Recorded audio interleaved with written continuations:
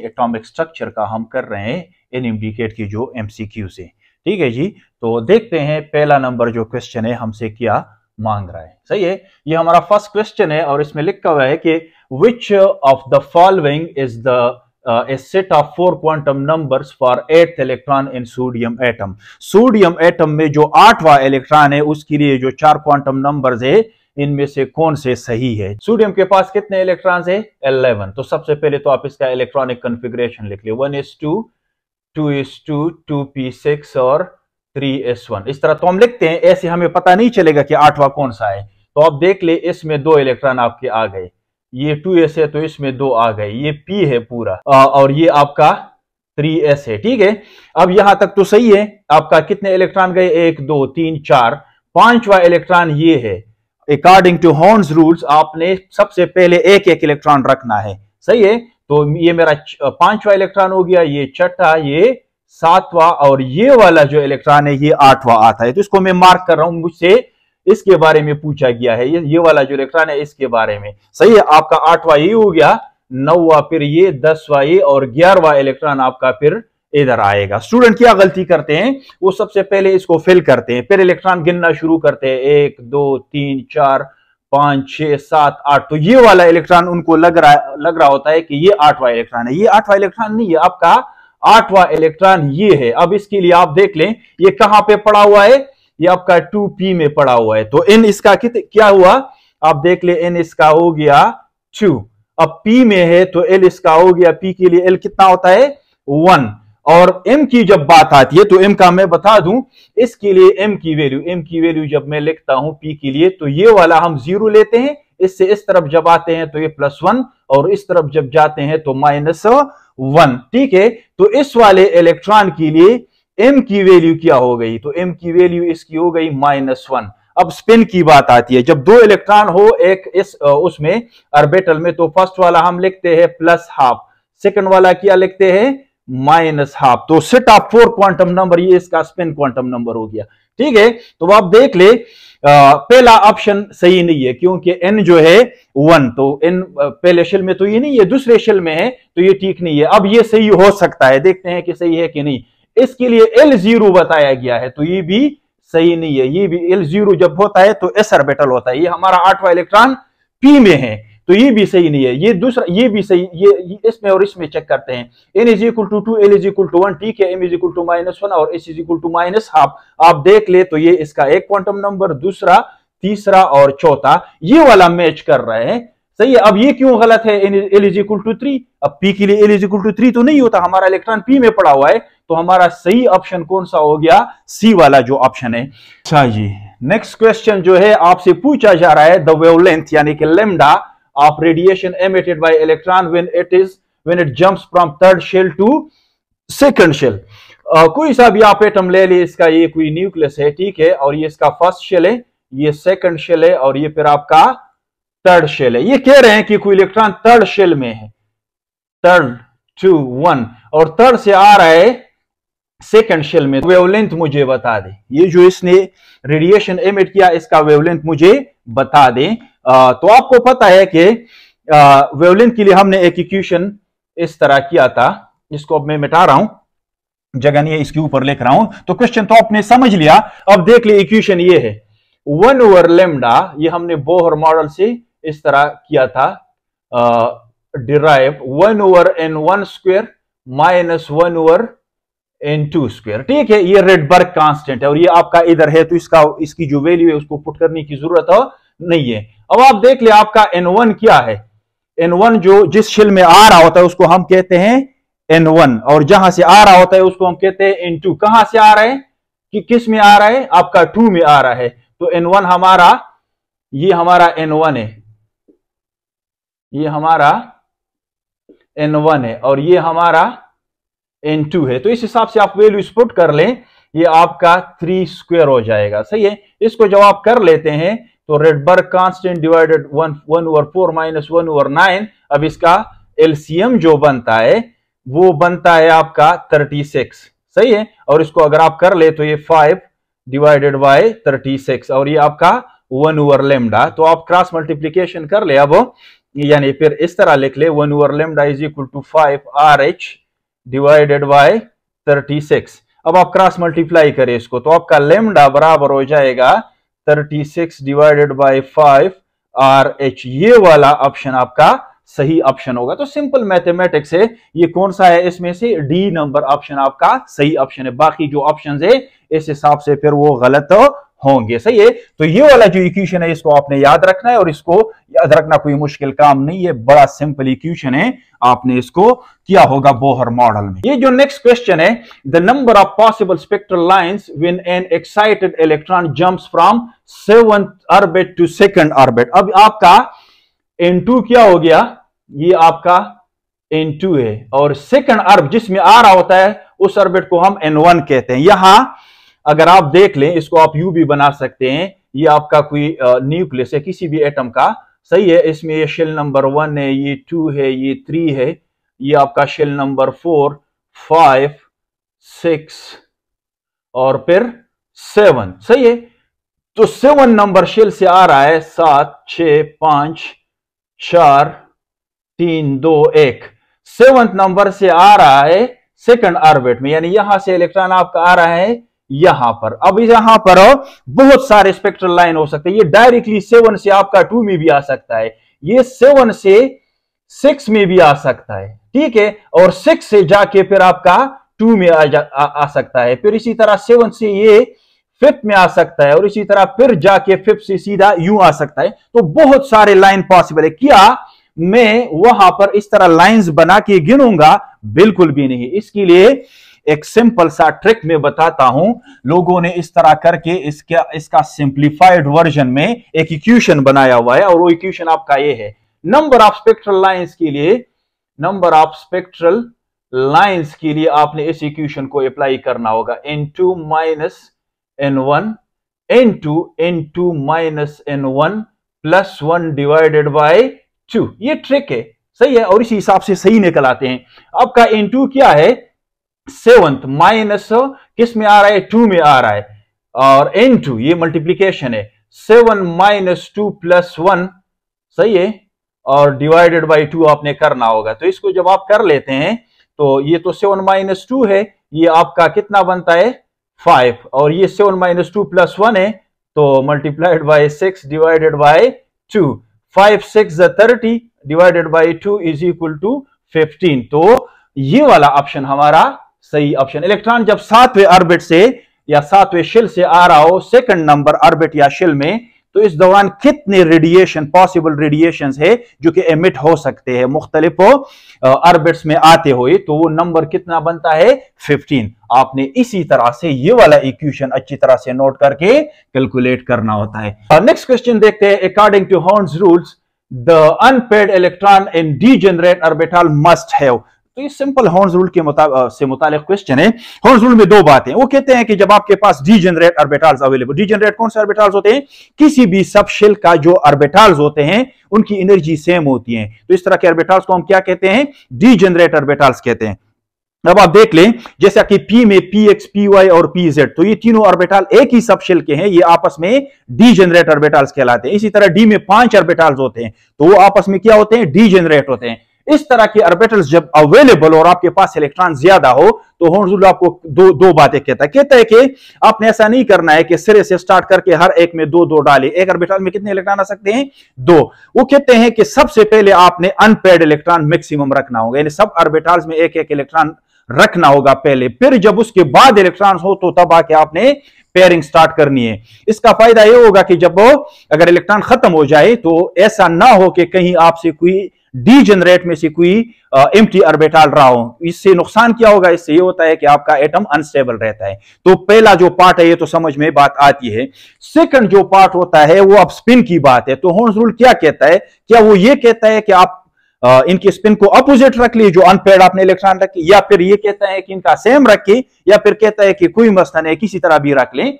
तो इसमें सही ऑप्शन हमारा ये है, हॉर्न्स रूल कहता है कि आपने ये जो अनपेयर्ड इलेक्ट्रॉन रखे, जैसा कि मैं P में रख रहा हूं, लेट सपोज मेरे पास 3 इलेक्ट्रॉन है, तो मैं इस तरह नहीं कर सकता कि 2 इधर रख लूं, ये गलत होगा, और 1 इधर रख लूं, ये फिर स्टेबल नहीं है क्योंकि मैंने एम्प्टी ऑर्बिटल छोड़ा। तो ये तो बात हमने समझी भी है और हमें इसका कॉन्सेप्ट भी आ रहा है। अब इन इलेक्ट्रॉन को मैं रख रहा हूं ऐसे, तो अब स्पिन कैसा रखूं? तो होल्स रूल कहता है कि इनका स्पिन आप यू रख ले, या तो यू रख लें या फिर यू रख ले, दोनों ठीक है, सही है, लेकिन सब एक ही स्पिन में होने चाहिए। अब एक स्पिन क्यों लाजमी है यहां पे? आपको पता है, लेट्स से मैं ऊपर वाला कंसिडर कर रहा हूं। अब इसका जो मैग्नेटिक फील्ड बन रहा है इस इलेक्ट्रॉन का, लेट्स से कि ये मेरा इसका नॉर्थ आ रहा है और ये इसका साउथ आ रहा है। इसी तरह इस वाले का भी साउथ इस तरफ आएगा, नॉर्थ इस तरफ आएगा, इसका भी साउथ इस तरफ आएगा, नॉर्थ इस तरफ आएगा। इसका फायदा ये है कि ये सेम जो पोल्स है ये एक दूसरे को रिपल करते हैं। यहां पे क्या है? रिपल्जन है। इस रिपल्जन का फायदा यह है कि ये इलेक्ट्रॉन अब एक ऑर्बिटल में नहीं आ सकते, एक दूसरे से दूर भागेंगे। तो ये होगा कि ये फिर अलग अलग अपने अपने ऑर्बिटल्स में रहेंगे। अदरवाइज अगर इनका मैं अपोजिट रख लूं तो क्या होगा? ये पेड अप हो जाएंगे, और पेड अप करने से क्या होता है? अगर ये पेड अप हो जाए इस तरह से, यूं आ जाए, तो इससे ये मसला आएगा कि आपका एम्प्टी ऑर्बिटल्स क्रिएट हो जाएंगे। तो आपने क्या करना है?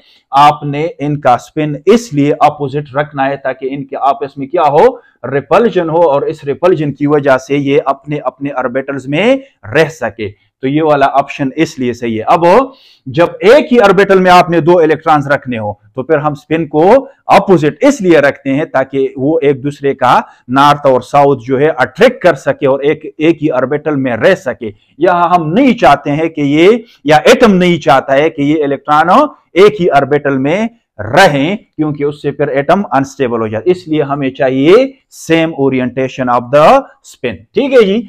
अच्छा, नेक्स्ट देखते हैं कौन सा क्वेश्चन हमारा आ रहा है। ये तो बड़ा सिंपल है। वैसे इस क्वेश्चन से स्टूडेंट थोड़े घबरा जाते हैं, छोटे से वर्ड्स में बड़ा क्वेश्चन पूछा गया है। The Bohr's radius of second orbit of beryllium is, ठीक है।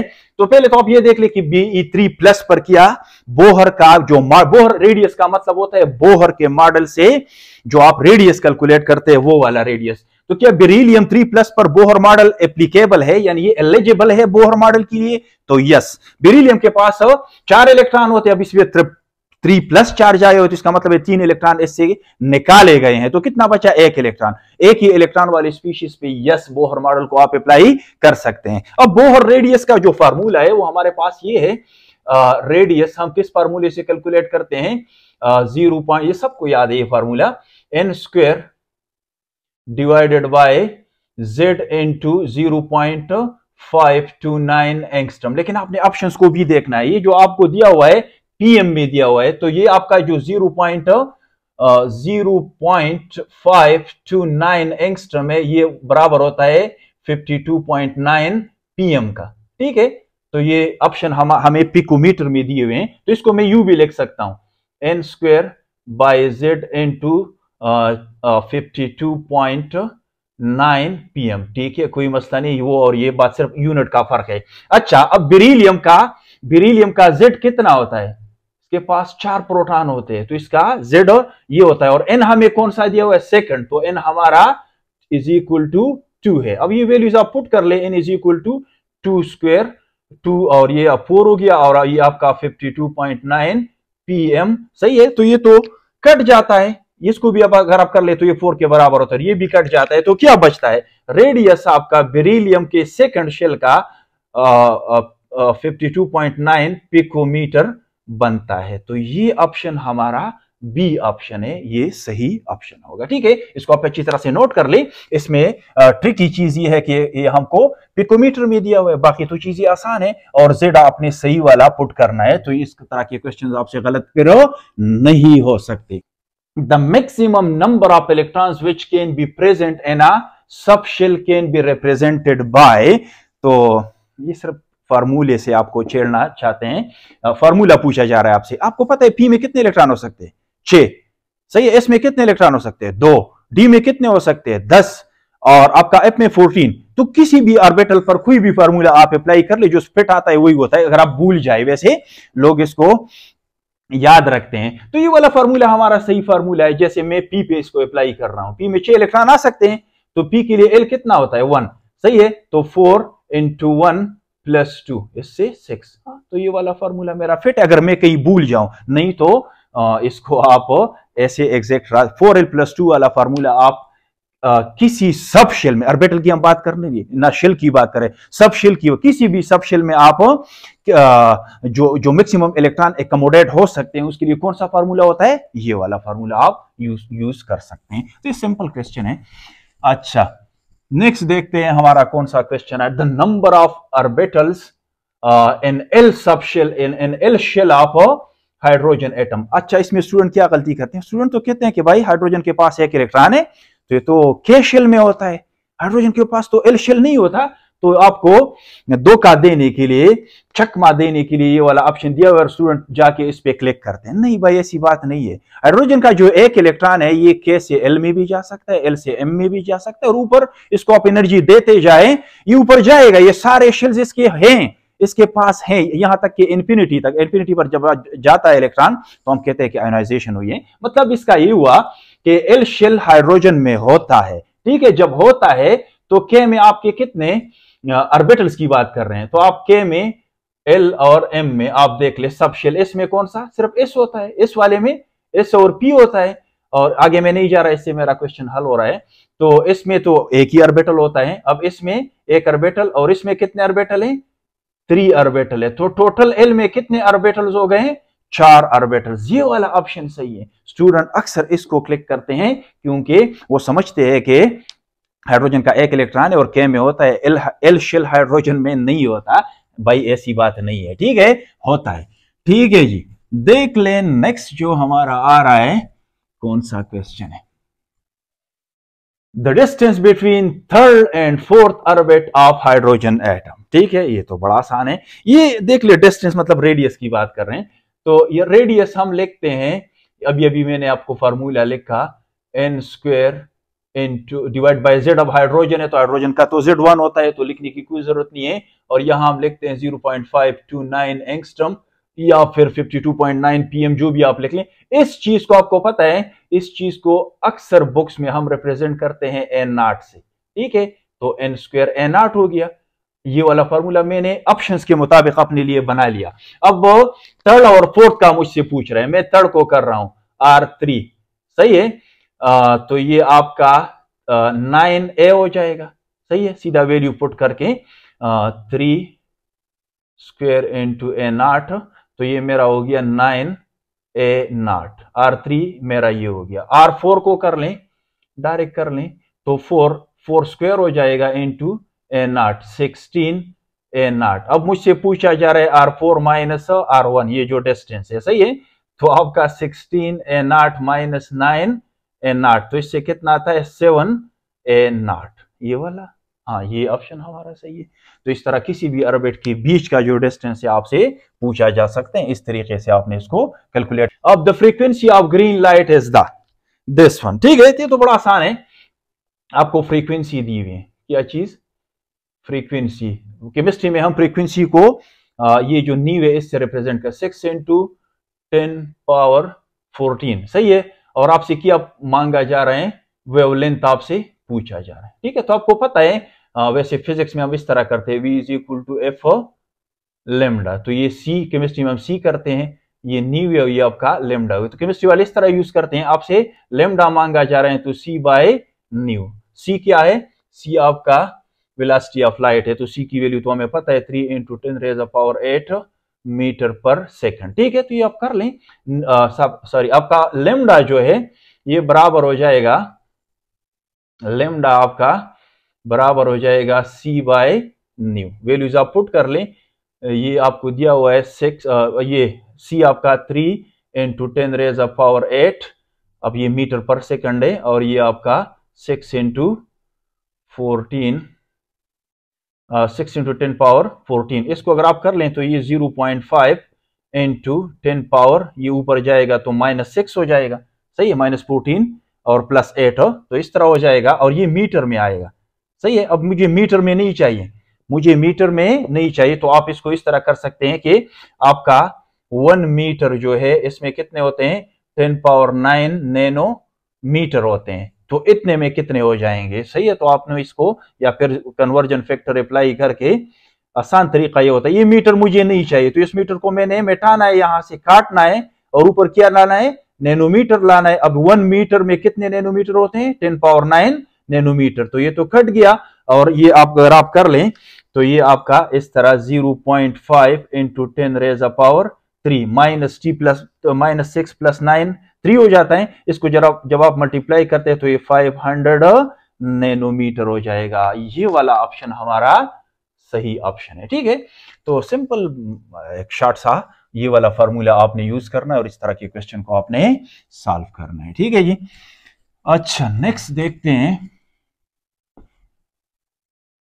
कौन सा हमारा क्वेश्चन नेक्स्ट आ रहा है। कितना टेस्टी क्वेश्चन है। अच्छा, the correct set of quantum numbers for the unpaired electron of chlorine. बड़ा कॉमन क्वेश्चन है।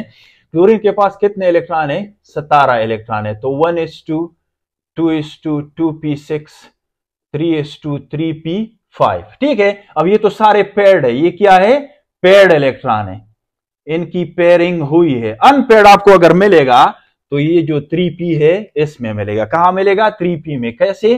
ये हमारा 3p है, पूरा 3p, 5 इलेक्ट्रॉन है। तो आपने ये आपका ये एक चौथा, पांचवा, ये वाला अनपेयर्ड इलेक्ट्रॉन है। कहां पे पड़ा हुआ है? यहां पे पड़ा हुआ है। इसके लिए आप देख लें तो करेक्ट सेट का आपसे पूछ रहे हैं। एन इसका कितना है? 3 है। एल चूंकि पी में है तो 1 है। एम कितना है? ये 0 + 1 और -1, तो 0 इसका, तो इसका ये M1 हो गया। सही है। और स्पिन चूंकि फर्स्ट इलेक्ट्रॉन है तो इसको आप +½ लिख ले। वैसे नेगेटिव हाफ वाला भी अगर मैच हो रहा है तो वो भी ठीक होता है। ये ऑप्शन में देखता हूं, ये वाला तो गलत है। 2p में तो नहीं है मेरा इलेक्ट्रॉन। सही है। अब 3 में है लेकिन ये L गलत है इसका। ये L है वैसे। सही है, ये सारा L है। ठीक है, तो L जब 0 तो S होता है। ये L1 है, N3 है, M इसका 1 है। अब स्पिन क्वांटम नंबर मुझे दिया ही नहीं है तो ये वाला ऑप्शन मेरा सही है। सही है, क्योंकि स्पिन क्वांटम नंबर इस ऑप्शंस में शामिल नहीं है। ये क्यों गलत है? ये तो फोर्थ शेल की बात कर रहे हैं, तो ये भी गलत है, ये भी गलत है, ये भी गलत है। सही आपका ये जो अनपेयर्ड इलेक्ट्रॉन है क्लोरीन का, सही है, 17 में से ये जो अनपेयर्ड इलेक्ट्रॉन एक रहता है उसके लिए जो 3 क्वांटम नंबर्स का पूछा है तो उसमें सही ऑप्शन ये वाला है। ठीक है, ये L है, वैसे 1 आया हुआ है लेकिन ये दरअसल L है सारा। ठीक है, ये वाला आपका सही ऑप्शन है। ठीक है, अच्छा जी, देखते हैं नेक्स्ट हमारा कौन सा क्वेश्चन आ रहा है। अच्छा जी, the value of azimuthal quantum number is 3, the possible values of magnet. आपको पता है एजिमुथल क्वांटम नंबर यानी एल की बात कर रहे हैं। एल जब 0 हो तो एस होता है, एल जब 1 हो तो आपका पी सबशेल होता है, एल जब आपका 2 हो तो ये डी होता है, एल जब आपका 3 हो तो ये एफ होता है। तो सबसे पहले तो आपने इस पॉइंट को नोट करना है कि ये जो 3 है ये मुझसे एफ के बारे में पूछा जा रहा है। The possible values of magnetic quantum number values आपको पता है, यानी एम का एल से एम का ताल्लुक पूछा जा रहा है। तो एम की जो वैल्यू होती है ये हम लिखते हैं 0 से लेकर -L और दूसरी साइड पर +L तक। सही है, अब 3 है, इसका मतलब एल की वैल्यू तो 3 है, तो ये 0 से लेकर +3 तक और इस तरफ 0 से लेकर -3 तक। अब 0 से +3 तक कौन, यहां कुछ फिगर्स हमसे छुपे हुए हैं, उसको हमने निकालना है। तो 0 से जब मैं 3 तक जाऊंगा तो क्या वो यहां पे +1 भी तो है, यहां पर +1 भी है, +2 भी है और +3 तो इसका है। -3 की तरफ जब जाऊंगा तो -1, -2 और -3, ये टोटल कितने वैल्यूज, इसको इन सब को आप इधर भी ला सकते हैं u। सही है, इसका ये मतलब हुआ, यहां आप देख ले कि एक तो मेरे पास 0 है, 1 मेरे पास अगर प्लस है तो माइनस भी है कि नहीं, 2 अगर मेरे पास प्लस है तो माइनस भी है, 3 अगर मेरे पास प्लस है तो इसका माइनस भी है। ये वाला पॉसिबल वैल्यूज है मैग्नेटिक क्वांटम नंबर के जब आपका L3 हो। तो कौन से हैं? ये सही ऑप्शन है हमारा। सही ऑप्शन कौन सा है? सी हमारा सही ऑप्शन है। अब इसमें 0 नहीं है तो ये गलत है, इसमें माइनस वाले सारे हैं, ये भी गलत है, इसमें सारे प्लस वाले हैं, ये भी गलत है। ठीक है, तो सही ऑप्शन हमारा ये हो गया। और ये एक वैल्यू हमें एक ऑर्बिटल बताता है। सही है, टोटल कितने हो गए? 1 2 3 4 5 6 7।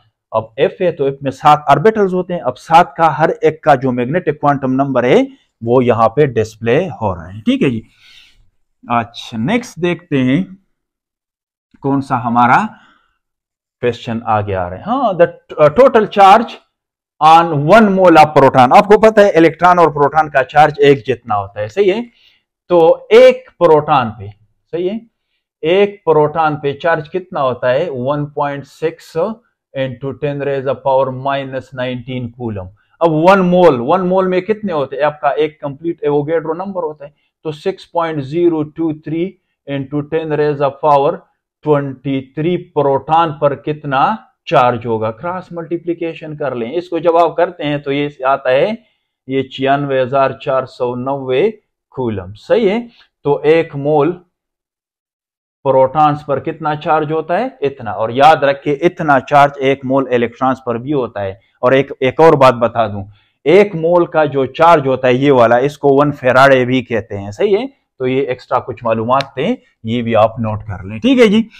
अच्छा